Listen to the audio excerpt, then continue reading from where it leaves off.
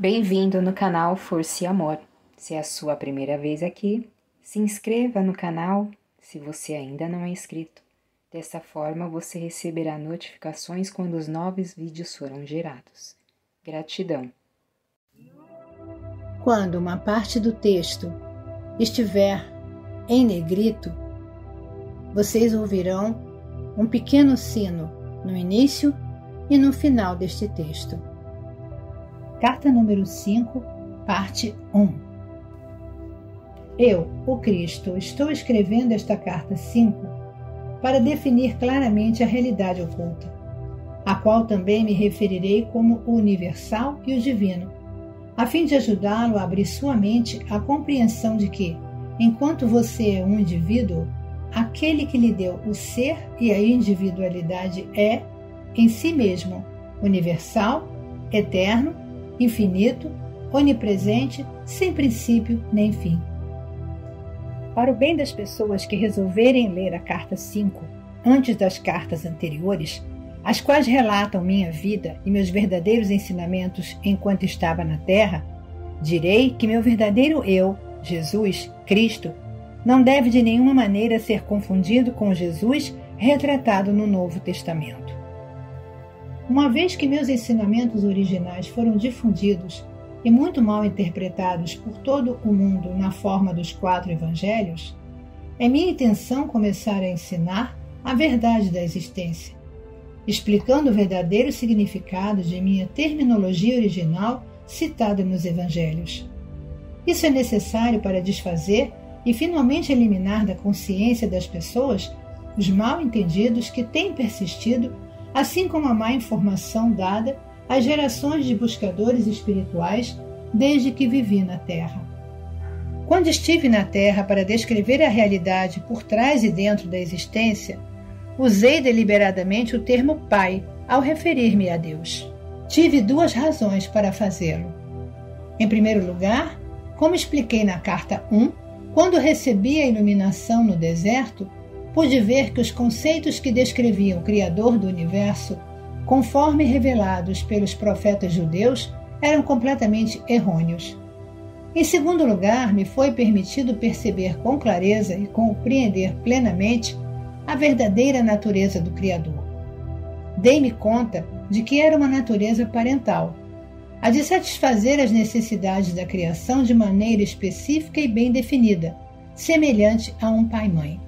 De fato, vi que os impulsos parentais presentes em todos os seres vivos eram extraídos diretamente do Criador e que a origem de todo o amor e dos impulsos parentais era também a origem da vida e da existência em si. Também vi que a criação era uma manifestação visível dos impulsos criativos universais do ser e que, portanto, podia chamar a humanidade de descendência do Criador. Por esta razão, era totalmente natural que falasse do Pai ao referir-me ao Criador, pois para mim isso é o que realmente o Criador é, em todos os aspectos e sobretudo Pai-Mãe. Porém, considerando a insistência judia em relegar a mulher a uma posição subordinada na vida diária, me referi somente ao Pai, para evitar a resistência judia e para ganhar a sua aprovação para o novo termo. Também idealizei o termo Pai para ajudar os judeus a perceberem que seu conceito de Jeová e a rigidez das leis judias eram totalmente errôneos.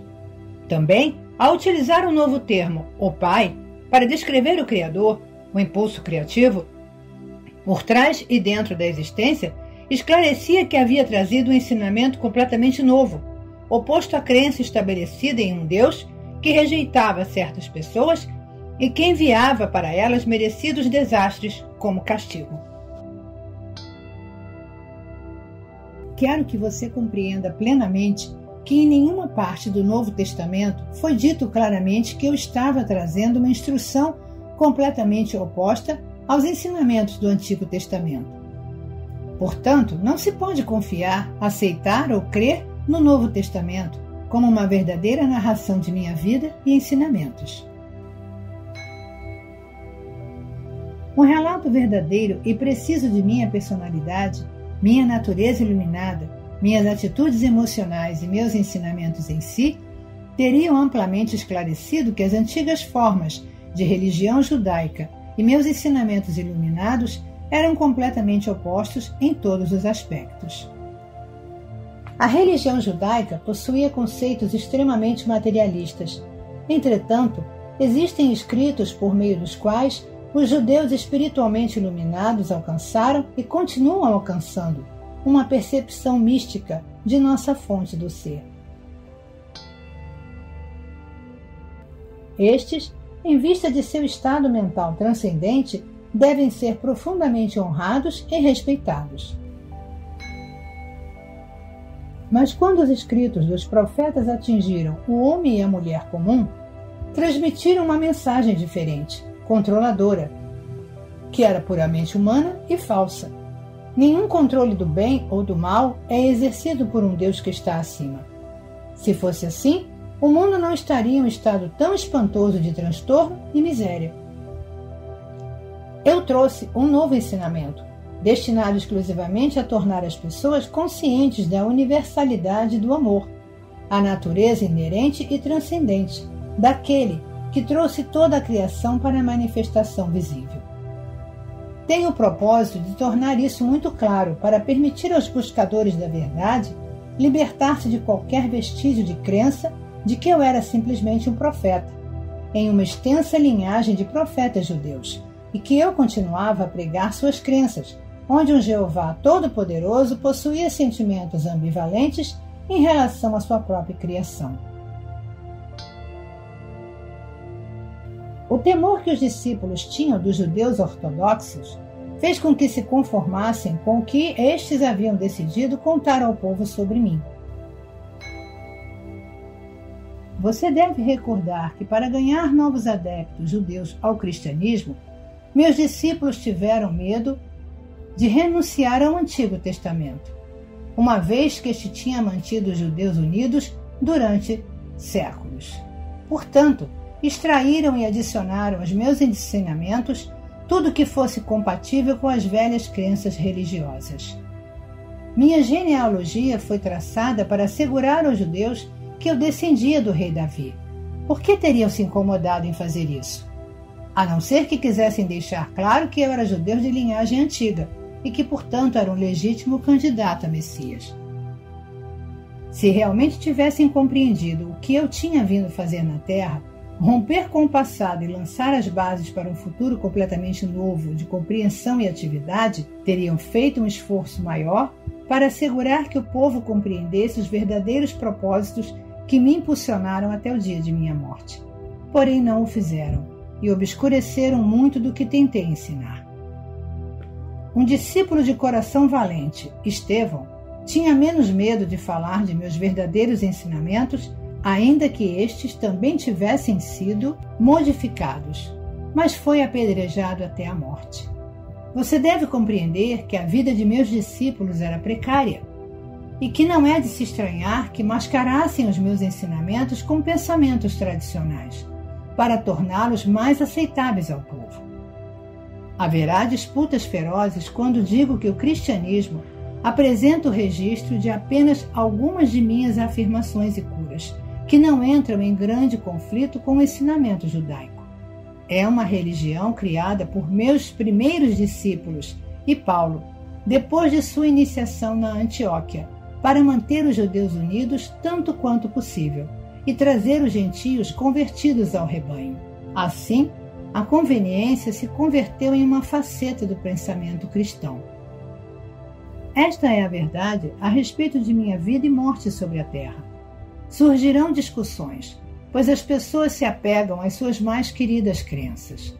Quando chegam a abandoná-las, experimentam a mesma dor que sentem aqueles que perdem as suas mais queridas posses. Entretanto, por mais queridas que sejam as crenças, são somente crenças. Elas não são uma base firme sobre a qual se possa construir uma nova vida. Agora que retornei para você, por intermédio do canal destas cartas, estou fazendo novamente todo o esforço possível, dentro dos parâmetros de sua percepção humana, para descrever a realidade, sua fonte do ser, a qual iniciou o universo e a existência em si. Exatamente como há 2000 anos, Eu vim agora, através do canal destas cartas, estabelecer as bases da futura evolução espiritual durante o próximo milênio. O seu desenvolvimento espiritual somente pode surgir de suas mais profundas percepções e da compreensão da natureza da existência e daquele que o trouxe para a existência.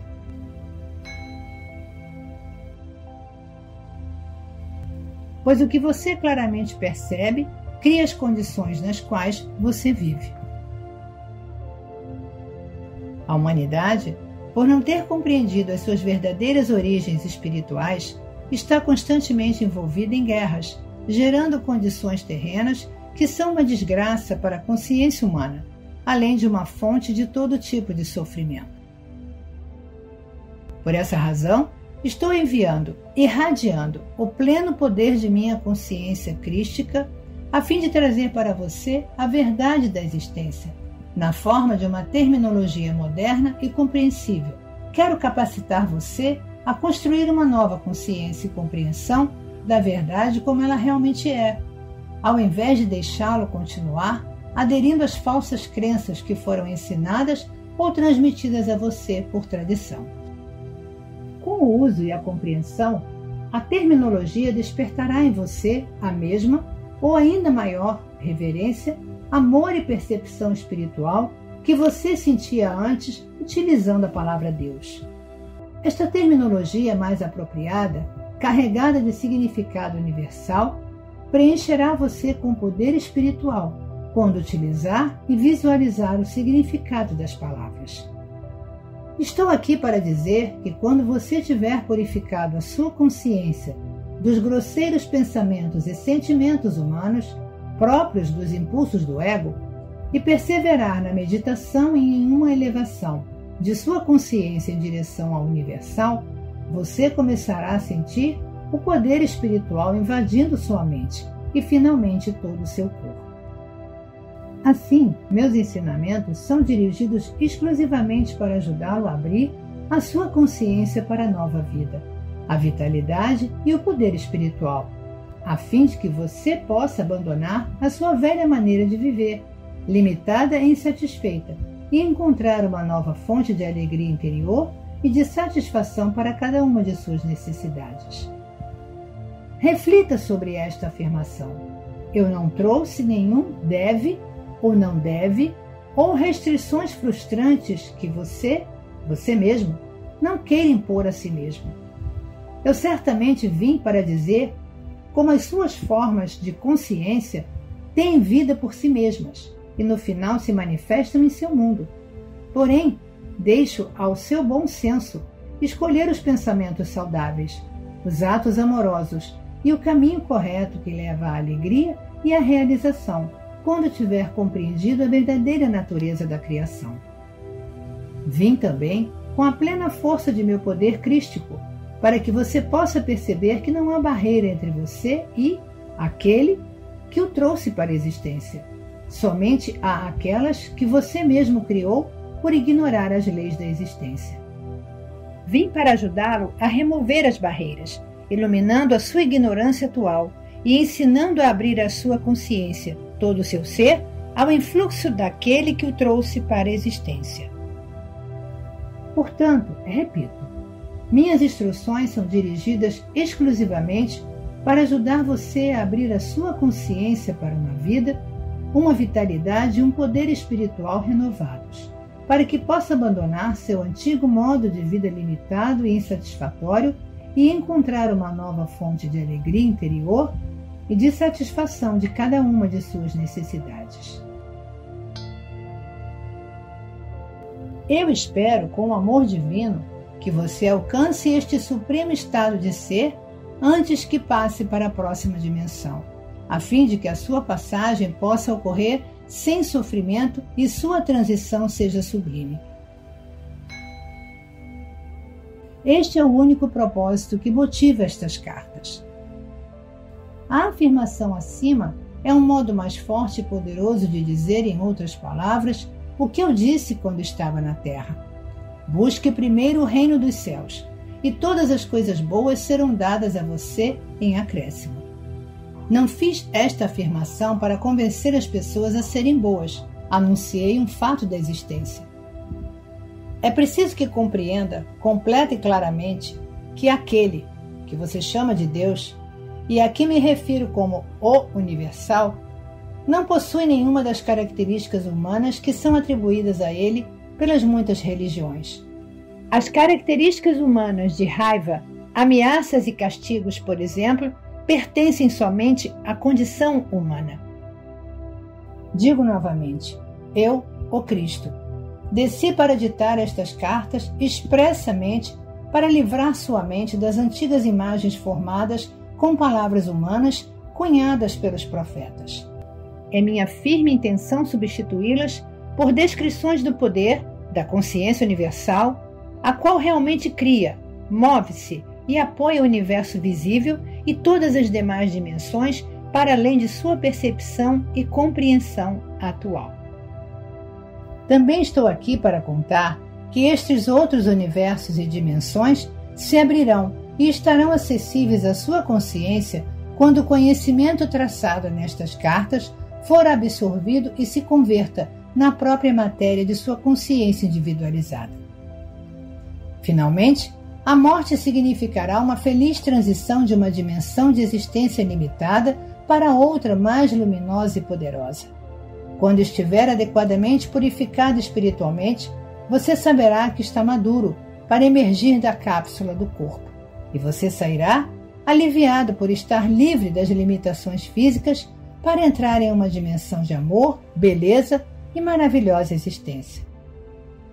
Você perceberá a morte como ela pode ser, o que realmente é para as almas iluminadas, uma gloriosa transição, um presente de vida maior, de grande criatividade e uma experiência de ser extasiante, como você nunca sonhou.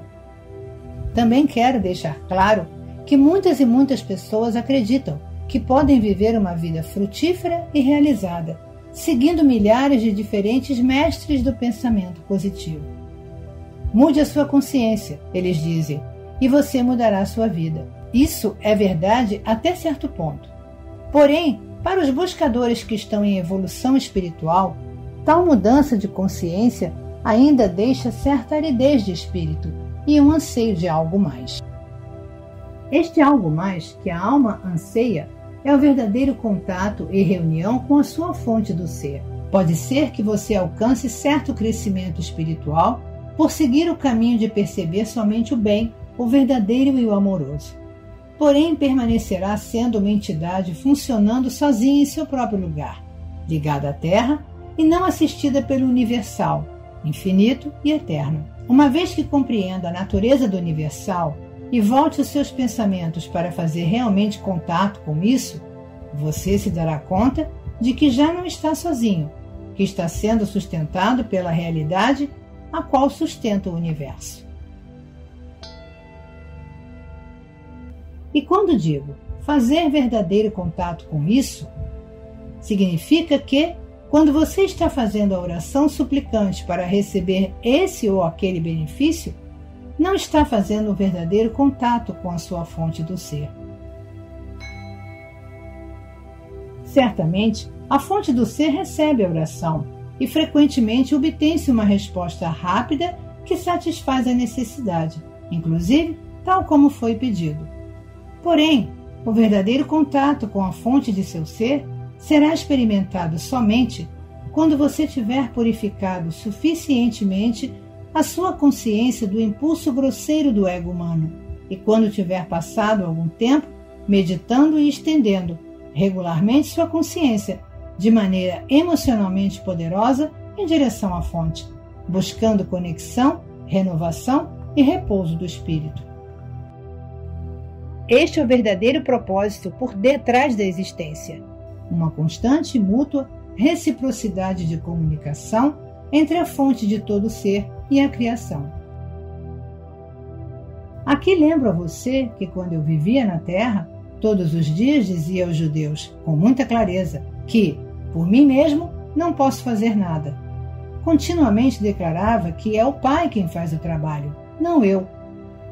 Eu vim neste tempo para capacitar você a fazer a sua transição de uma consciência humana presa à Terra para uma consciência de iluminação, quando a pessoa sabe que finalmente conhece a verdade do ser. Sem dúvida, a pessoa que é profundamente religiosa, permanentemente doutrinada com o dogma religioso e a teologia judia, cristã, muçulmana, hinduísta ou qualquer outra crença religiosa, encontrará dificuldade, inclusive dolorosa a princípio, para aceitar e fazer bom uso destas cartas, pois uma mente condicionada e programada é como concreto. As crenças entranhadas e usadas como talismãs, apoio emocional e como afirmações para dar força em momentos de crise, são emocionalmente gravadas no subconsciente. Normalmente, elas incorporam um temor de ofender a Deus ao contemplar e avançar para uma verdade mais elevada. A menos que haja um anseio sincero de conhecer a verdade do ser para além das crenças tradicionais, estes padrões mentais tornam-se quase impossíveis de aniquilar na mente e nas emoções e bloqueiam o verdadeiro progresso espiritual. Vim expressamente para ajudar aqueles que têm vontade de mover-se para além destas barreiras em direção à iluminação verdadeira. Portanto, se você sente intuitivamente que as palavras nestas páginas são a verdade e sente-se atraído por elas, tenha confiança de que está pronto para começar o caminho espiritual que se esboça nestas cartas. Eu estou à disposição para dar a você a coragem para seguir adiante até alcançar a meta, a verdadeira iluminação espiritual, a renovação da vida, a força de vontade e a descoberta do que eu chamei de o reino dos céus.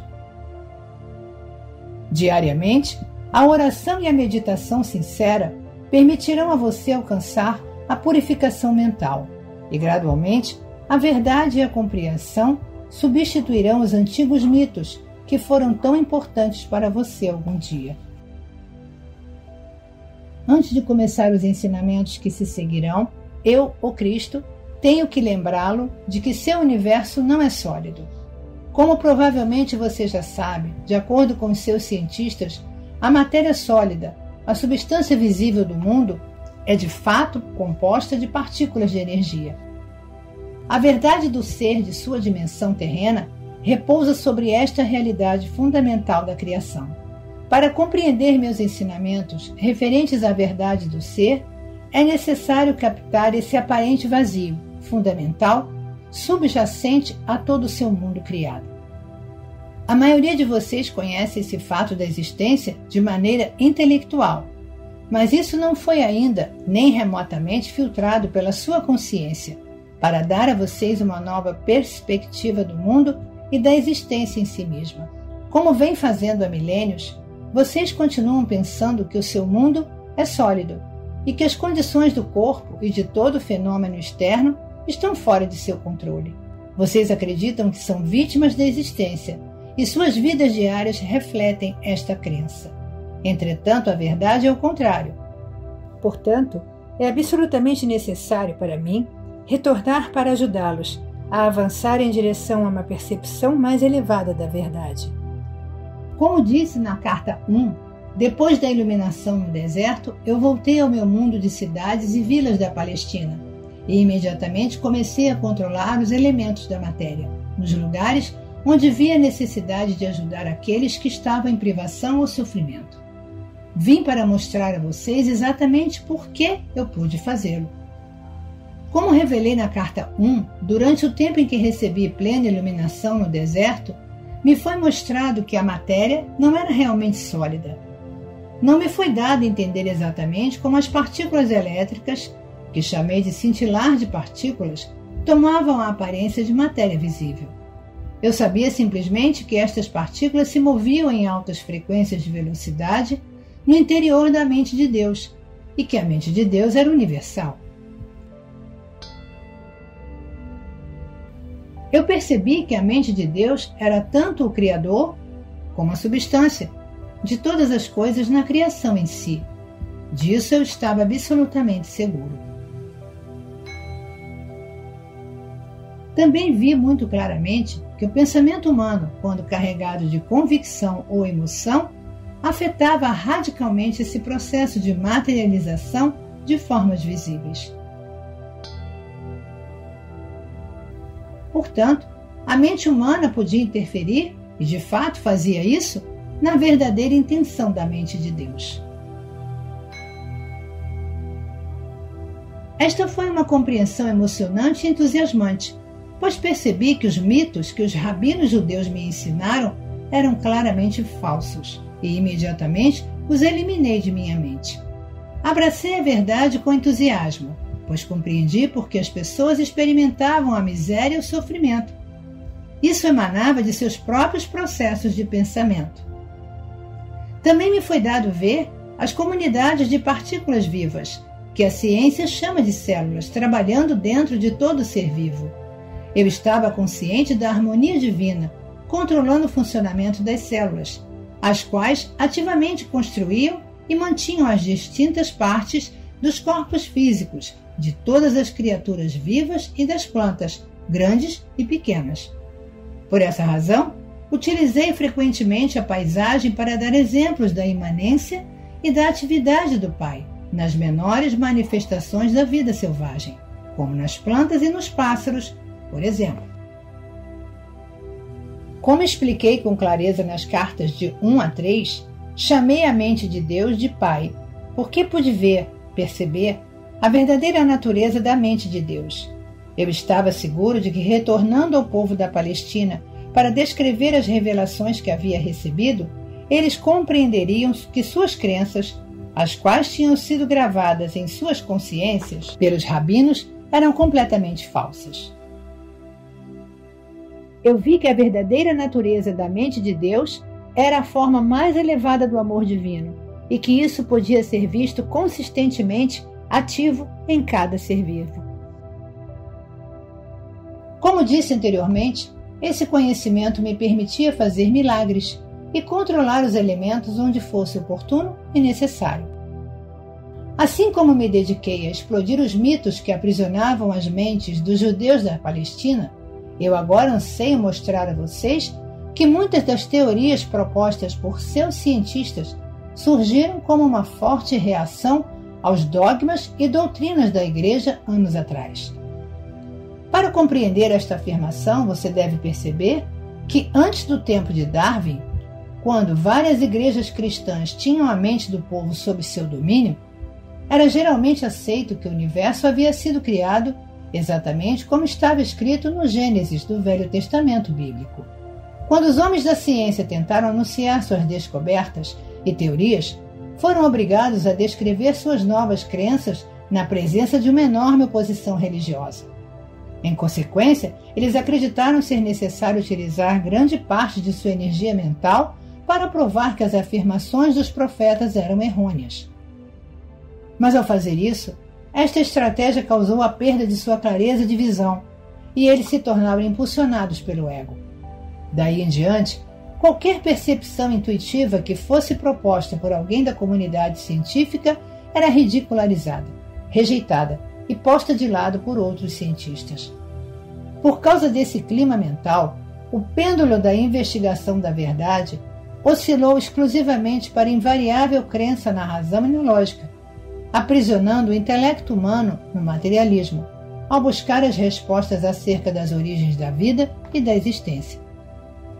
Assim, é absolutamente necessário para mim refutar algumas teorias científicas e mostrar que são tão errôneas quanto as chamadas verdades da doutrina cristã. Ao chegar a algumas destas teorias, tanto os cientistas como os homens da Igreja têm mergulhado no reino de absurdas suposições não provadas, para responder a perguntas que não poderiam ser respondidas somente com a mente terrena.